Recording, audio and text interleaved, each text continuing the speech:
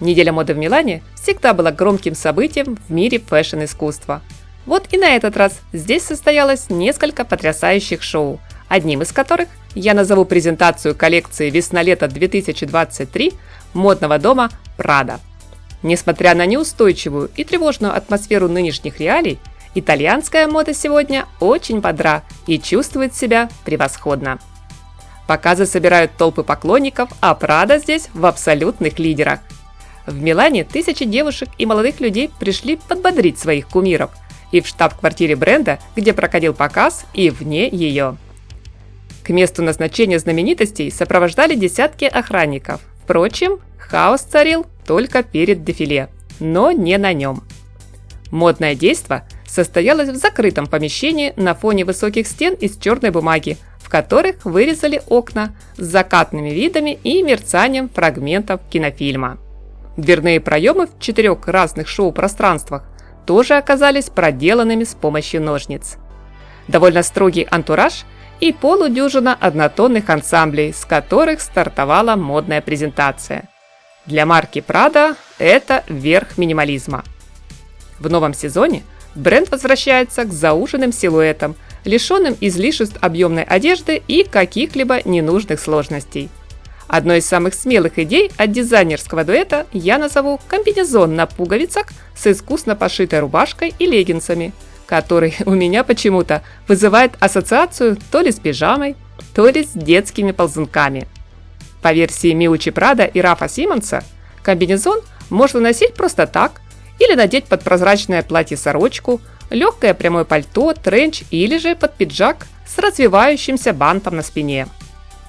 Целую волну обсуждений среди модной публики вызвала серия платьев с, так сказать, искусственными следами жизни. Одни словно бы рвутся прямо на теле, оставляя дыры с торчащими нитками на спине и сбоку по линии шва. С других как будто наполовину слезла краска. Ткань третьих смята и со следами заломов, как бывает после долгого ношения к концу рабочего дня. Прикосновение грубости и вызывающая хрупкость.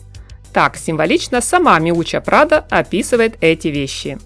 Подобную помятость и необработанный край разреза вы увидите, друзья, и в модных трикотажных ансамблях, и в уже традиционной для бренда одежде в стиле униформы, где более объемное пальто-кокон или жакет комбинируют с юбкой-карандаш или узкими брюками.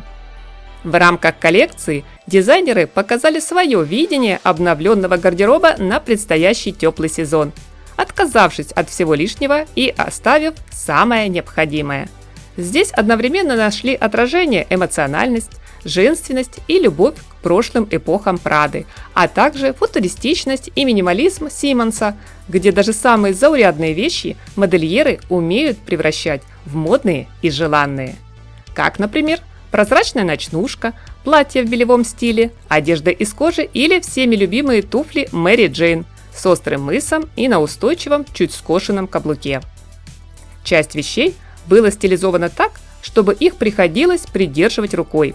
Этот простой универсальный жест дизайнеры объяснили и как естественную попытку собрать свободную одежду по фигуре, и как некий защитный символ с учетом нашей порой неспокойной реальности. Из декоративных деталей наиболее заметно выделяются масштабные рельефные цветочные бутоны. Надеюсь, мы не будем их сравнивать с жуткими розочками Оли Рыжовой из популярного фильма 70-х «Служебный роман». Что касается цветовой палитры, дизайнерам, на мой взгляд, удалось виртуозно поработать с оттенками серого и шоколада, сделав плавный переход к ярким краскам неона и не забыв включить в линейку образы в черном. Получился высокохудожественный, но ничуть не педантский фэшн-спектакль, участницы которого, не обремененные аккуратными укладками, скромно хлопали огромными накладными ресницами. Да, дом моды Prada задает тренды. И, как оказалось, теперь не только в одежде. На подиум в Милане вышло рекордное количество дебютанток, в том числе небинарные модели. Порой это здорово отвлекало от просмотра модных нарядов, когда пытаешься понять, мальчик или девочка.